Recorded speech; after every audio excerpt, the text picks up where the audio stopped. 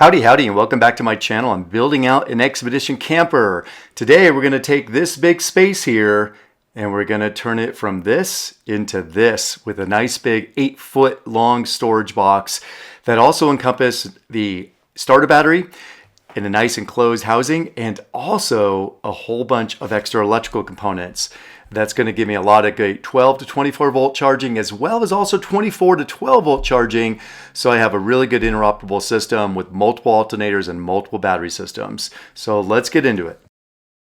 And if you're new here, thank you so much for watching. I am building out a DIY expedition camper on a custom Fuso 4-wheel drive chassis and doing a whole lot of really creative things. So thanks for watching. I have already my frame here that's mounted to the chassis rails and supports my skid plate. I'm going to extend basically this out, add some new chassis mounting points further down and some ones further forward to support this box. They're all going to basically mount into the back of this box, the back side, or into the front and back sides of it. So I can have basic mounting points at the two strongest connections and the strongest corners and also up against the strongest side on the back. It allows me to have a nice streamlined profile on the bottom, so I don't have any frame members sticking on the bottom and get hung up on rocks or tree branches or things like that or cause more aerodynamic drag. And it'll give me basically 1, 2, 3, 4, 5, 6, 7, possibly 8 mounting points. It gives me a really, really strong connection. It's also where my starter battery is going to go, which was right here. So instead of having that take up a whole bunch of chassis rail space that's really not very usable because it's just a single battery sitting right here, I'm going to mount it inside this box. So hence why I have to make sure these mounts are really good, but that also allows me to have all of my electrical basically from my chassis and to my house really all interconnected. So I can use a common negative bus, which I have to do anyways, and I can have a really good solid one and have a couple of different, at least a couple of different connection points to the chassis rails. So I have a really good negative connection. I can have my direct connections to my 2 alternators, my DC to DC converters, which I actually have 4 of them. One for redundancy in both ways, but also for some controllability. I can actually do a high load or a low load, so like more like a trickle charge. So I'll go over that a little bit more detail here shortly. Also, I have some automatic disconnects that automatically disconnect when voltage drops out, as if the engine has stopped. And also allow me control to turn on and off power to certain things, such as my front and rear winches. You can just have that power be turned off all the time. I don't need power going to them. And that way I protect those winches from something like, if water gets to the connections of those, there's no electricity going to those. 2 is it makes sure they're more secure. Somebody can't hop in there and try to control those with the right control cable. It also gives an additional safety element to make sure, let's make sure everything's safe, all the connections are made up, we got everything in place, and we know what we're doing. And then I just flip a switch and I've got power to those switches. It also allows me to control other things too, from a nice watertight seal out of the weather element, and keep those loads, the space and the heat loads from out of the camper. I don't want necessarily to take up more space inside the camper for components that are really all the electrical connections on the outside of the camper. It seems silly to have all these extra wires running back and forth between the camper and the chassis when I could just keep them all in the chassis and in a watertight space. So it shortens my wire runs. It minimizes those until I can just have single connections between chassis to camper, and then buses interconnecting between these, or circuits interconnect between those to give the different connection points for fuses and operability. It makes my connection points a lot easier. I basically have 2 big connections, a negative and positive for the camper, 2 big connections for the most part for the 24 volt or 2 for the 12 volt system between the chassis and to the house, but then they interconnect, so I really just narrow that down to just 1 connection to the camper, which is all I need. Let's dive into getting this mounted up and all these different mounting points done onto these chassis rails. And the other thing I want to do is I want to get all this chassis wiring done before I mount the box, so that way I can get in there really easily, not have to work around the box to get to finished wiring. I'm going to get this done, get these mounts done, get the wiring done, and then get this box put in position and mount into place. And this all started with go ahead and cutting and drilling some both aluminum box and angles, as well as even C-channel, or connecting some multiple angles together to create basically a custom C-channel to bolt to the existing or available bolt holes in the chassis rails. and not, of course, cover up existing bolts there, or like I'm doing now, cutting some holes into this box section to make sure I can access existing bolts that are already there through, of course, the mount here. And I'll do that from behind the box, so I don't have to take the box off in order to access anything on the frame rails if I need to. It also creates a very strong connection and reinforces both the skid plate as well as also my slide out and swing up entry deck on the other side, which I will get to on a future video soon.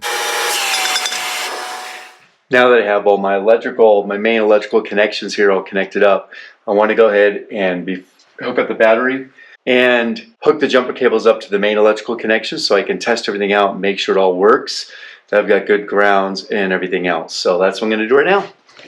I always find it's really good to test out wiring before making all the final connections, just to make sure everything's good and working right as it should, particularly in this case where I also tapped into some of the existing factory wires. I tried to step over that. My shoe got caught. Well, at least that got on video, right?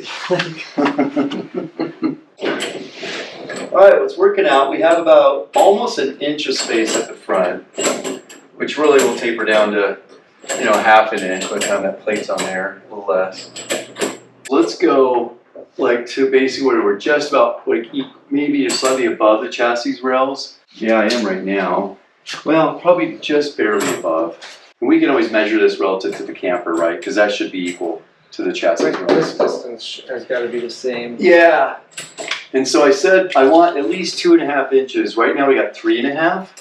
So let's take it up to 3.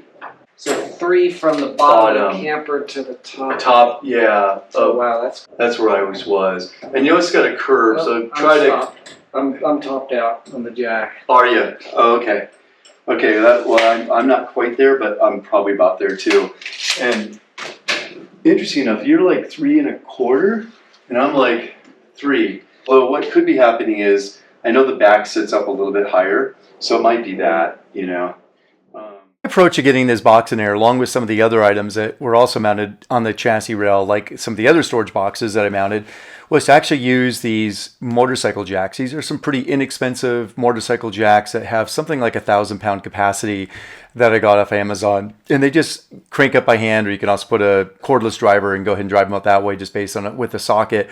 I do have them also sitting on 2 small dollies, 2 small furniture dollies. They're also rated at several hundred pounds each.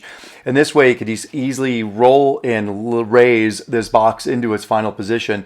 This allowed us now to get behind the box to go ahead and mark out where the mounting points are going to be, but also where all these wire connections are going to be. There's 5 negative connections to the chassis rails to the back of this box, and also 4 separate positive connections.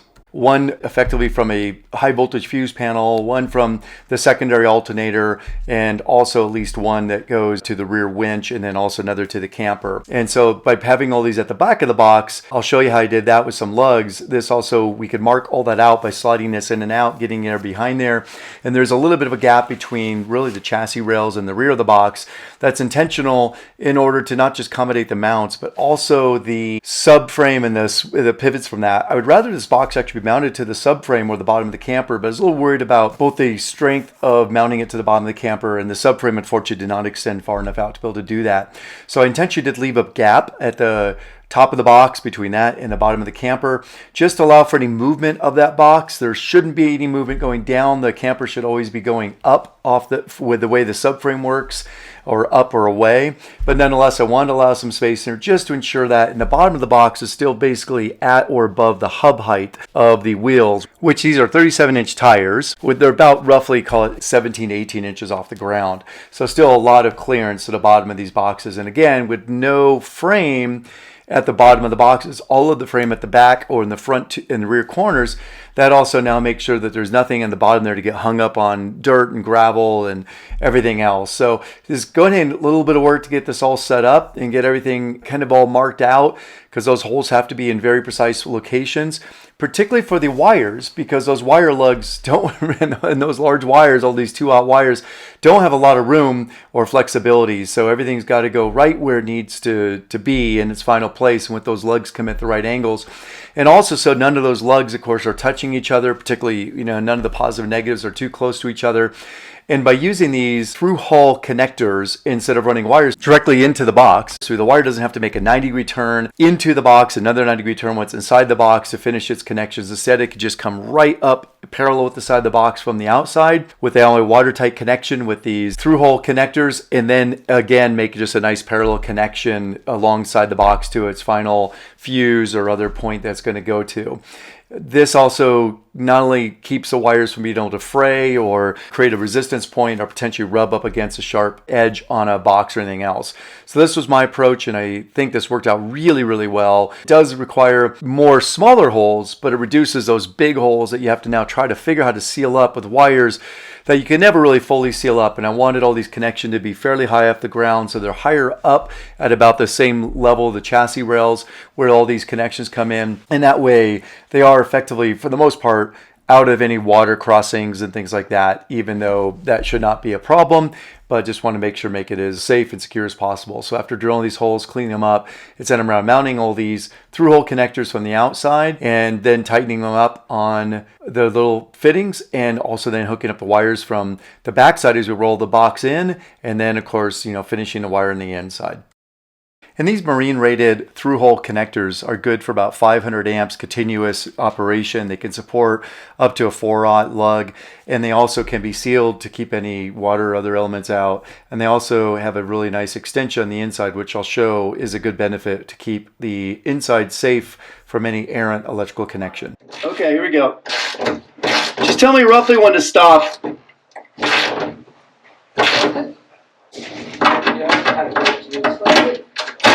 Okay, the upper one's back in now. Alright, start the news. You got like... They're distorted threads. Oh, they are? They are, yeah. So they're like a nylock, but they'll only go on like 2 or 3 turns, and then they'll stop. Okay, well, let's go ahead. Why don't you go ahead and try to see what we got. It feels better than the last one. Okay. So yeah, I think that's all right. Tell me when. Maybe a little more. It's still not snug against the new one. There we go. Okay? Yeah, let's call that. Okay. Get it later. Okay. I'm going to push a bolt through. Is this one, is that alignment and long enough? Oh, it's nice. Yeah, it looks great now. Okay, cool.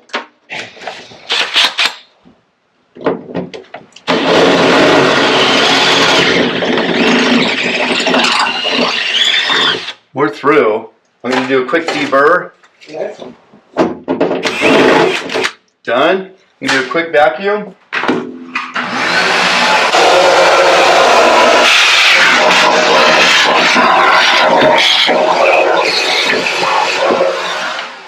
And this was my process. Once we got a few bolts connected in, so we knew the box was not moving, it was connected to all the frame mounts. Now it's just a matter of drilling through the rest of the holes into those mounts in exactly the same vertical alignment, and then just bolting them from the back, or putting a nut and washer on the back and a bolt and washer on the front, and just retorquing those down till they're nice and tight, and just repeating that over again. All right, go ahead and try tightening a little bit yourself. It's loose to hold. Just the adjusting we did forward now just loosened it. Wow.